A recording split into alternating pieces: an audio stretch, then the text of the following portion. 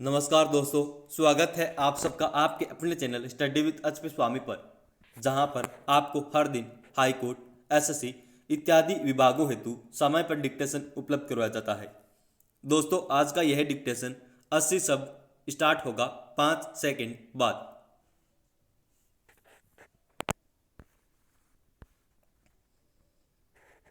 Start. महोदय, आपने जिस उत्साह के साथ मेरा स्वागत किया है, इसलिए मैं आपको धन्यवाद देना चाहता हूँ। आपने ठीक ही कहा है कि मेरा यहाँ आना पहली बार नहीं है। मुझे जहाँ तक स्मरण है, यह 5वां समय है जब मैं आपके इस सुंदर प्रदेश में आया हूँ। पहल जब 1922 में यहाँ आया था, वह एक समय था और आज एक दूसरा ही समय है। उस समय मुझे यहीं इसलिए आना पड़ा था कि देश के सारे बड़े बड़े नेता जेल में बंद थे। महात्मा गांधी जी भी जेल में थे और प्रायः यहाँ के भी नेता जेल में थे। दुर्भाग्यवश या सौभाग्यवश किसी प्रकार में बाहर रह गया था और जब मुझे यह समाचार मिला कि इस प्रदेश में विशेषकर सरकार की ओर से बड़ी सख्ती हो रही है, तो मैंने सोचा कि यहाँ आना आवश्यक है। पूज्य मालवीय जी से मैंने इसका जिक्र किया तो वह बड़ी प्रसन्नता के साथ यहाँ आने के लिए तैयार हो गए। यद्यपि उनकी अवस्था उस समय अधिक थी, मैं तो उस समय नवयुवक था। हम दोनों यहाँ आए, यह आज से 32 वर्ष पहले की बात है और आपके इस सुंदर प्रदेश का मुझे पहल परिचय मिला। कल जब मैं यहाँ आ रहा था तो मार्ग में मुझे वह जगह दिखलाई गई जहाँ मैं बहुत कठिनता से रात भर बैलगाड़ी पर चलकर किसी प्रकार पहुँचा था। अब तो यहाँ पर कुछ कुछ अच्छी सड़कें भी बन गई हैं और कल मैं यहाँ कई मील दूर से मोटर गाड़ी पर चलकर पहुँचा, पर उन दिनों यहाँ पहुँचने का साधन केवल बैलगाड़ी थी और मुझे लगाड़ों से घनघोर जंगलों में यहाँ के 3-4 स्वयंसेवकों के साथ जाना पड़ा था। जब मैं उन दिनों की तुलना आज से करता हूँ तो मालूम होता है कि इन कुछ वर्षों में कितना अंतर पड़ गया है।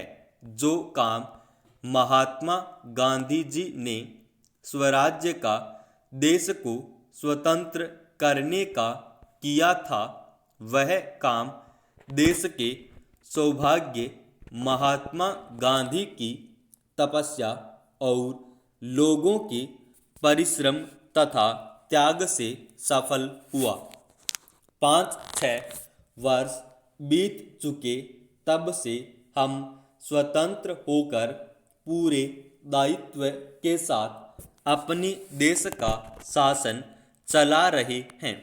आज भारतवर्ष में ऐसा कोई स्थान नहीं है जहाँ के लोग अपना शासन स्वयं चला रहे हों। महोदय, हमारा जो संविधान तैयार हुआ है, उसमें भी इस बात का प्रयास किया गया है कि देश में लोकतंत्र पूरी तरह से लागू किया जाए और जनता को लोकतंत्र की सारी सुख सुविधा मिल सके। सबसे पहले मैं आपको इस बात के लिए धन्यवाद देना चाहता हूँ कि आपने मुझे इस सम्मेलन में कुछ कहने का अवसर दिया है।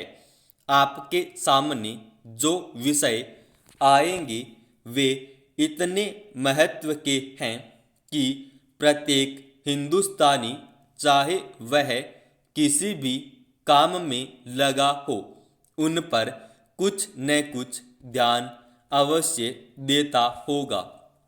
यह एक मानी हुई बात है कि बच्चा जैसा तैयार किया जाता है वह बड़ा होने पर वैसा ही निकलता है। शिक्षा का काम यही है कि उसको अच्छी तरह से सुलझे तरीके पर तैयार करे और उसको इस योग्य बनाए कि उसे जिस किसी भी काम में लगाया जाए वह उस काम को कुशलता और सफलता के साथ पूरा कर सके।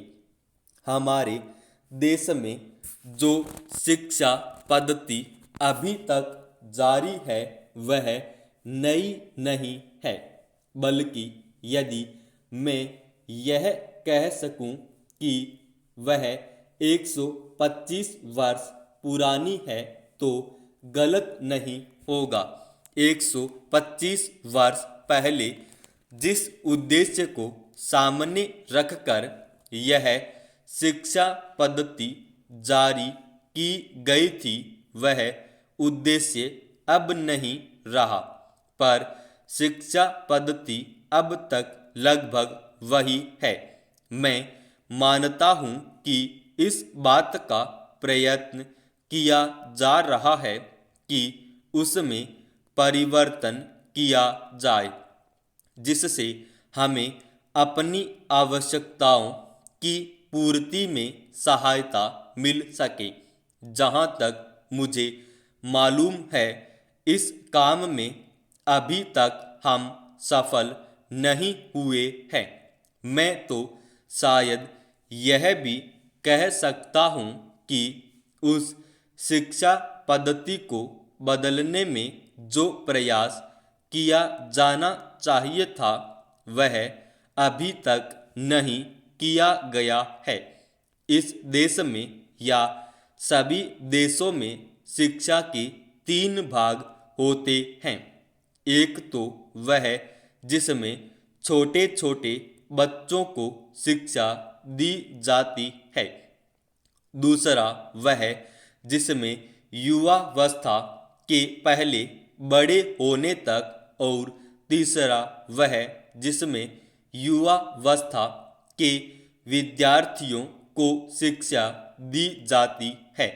इन तीनों भागों की शिक्षा पद्धतियाँ अलग अलग है, परंतु वे एक दूसरे से मिलती जुलती होती हैं और एक से दूसरे में जाने में कोई कठिनाई नहीं होनी चाहिए। इसलिए यदि हम अपने देश की शिक्षा में सुधार चाहते हैं तो सबसे अधिक आवश्यकता यह है कि सर्वप्रथम प्राथमिक शिक्षा में, उसके बाद माध्यमिक शिक्षा और फिर विश्वविद्यालय शिक्षा में सुधार किया जाना चाहिए। समाप्त।